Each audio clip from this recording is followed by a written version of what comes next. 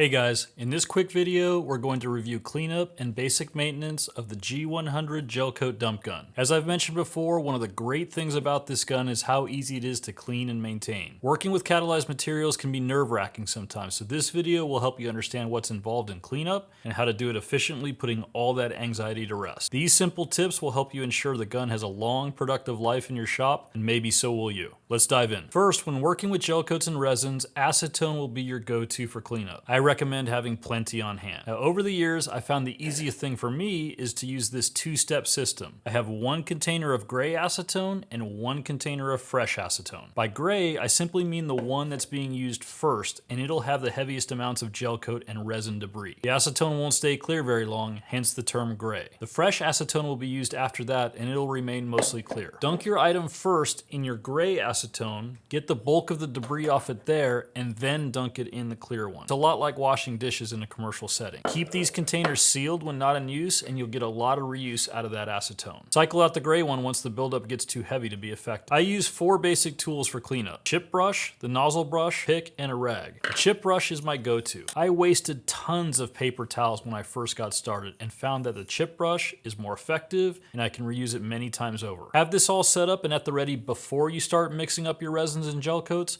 Trust me, you'll be glad you did. Once you're done spraying your gel coat, again, keeping the cup upright, reverse what you did before to break it down. And if you haven't seen it already, it might be helpful to review my assembly and basic use video first. Unhook your hose, go to your work surface, and place the gun on the table just slightly over the edge to clear the pull ring. Hold the entire assembly firm and undo the pull ring. Now you might need to jiggle it a bit, but pull the gun off the nozzle and lid and then set that to the side. Now the lid will be seated pretty firmly on the cup. Don't wrestle with this. Instead, hold the lid and shoot a quick blast of air into the nozzle to pop the lid off. Don't go all Xbox, a short burst will do the trick. Okay, now that we have that off, unscrew the nozzle from the lid and place both in the container of gray acetone. Don't worry about thoroughly cleaning those just yet, we'll come back to them. Just get them completely submerged. Next, we need to get the paper cup out of the poly cup. Here's where that little hole we drilled earlier helps us out. Shoot a quick blast of air underneath the poly cup and that'll pop the paper cup out. Again, stun, not vaporize mode.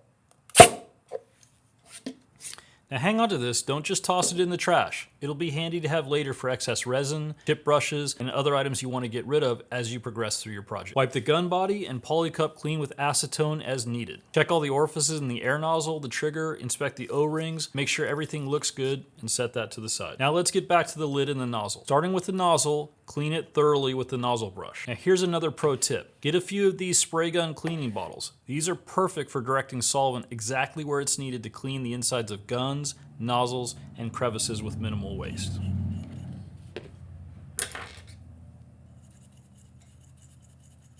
Once that's clean, do a quick dunk in your clean acetone, set that in the poly cup.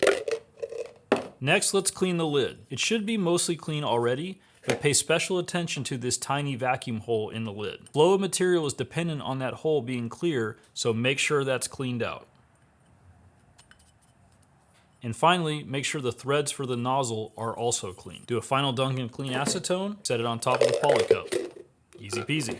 Now it's easy to overlook this, but it's important to also clean your cleaning tools. Take care of those, seal up your acetone containers, cleanup's done, and you're ready to lay up some fiberglass. Okay, that wraps up this video tutorial on cleanup and basic maintenance of the G100 gel coat dump gun. Keeping your gun clean is the easiest way to ensure it performs well and lives a long life with little maintenance. Now this is my normal MO, so you're going to see this throughout the tutorials as we put the gun to use. It's become second nature for me, and soon you'll have a routine that works well for you too. Thanks again, keep taking those creations to the next level, and I'll see you in the next one.